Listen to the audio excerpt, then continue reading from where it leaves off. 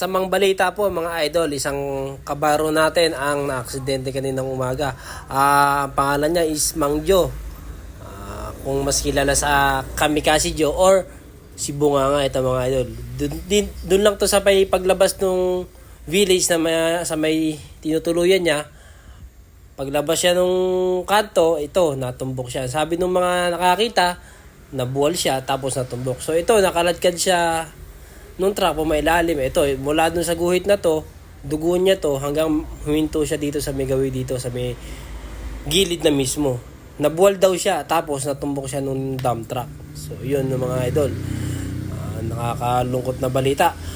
Yung kung gusto po nyong tumulong, pumasyal lang po kayo sa baryo nila or hindi man, samahan ko po kayo. Sa mga nakakilala po sa kanya, ito po, update natin. Dead on the spot po si Manjo. Mga idol, ingat po lagi mga idol.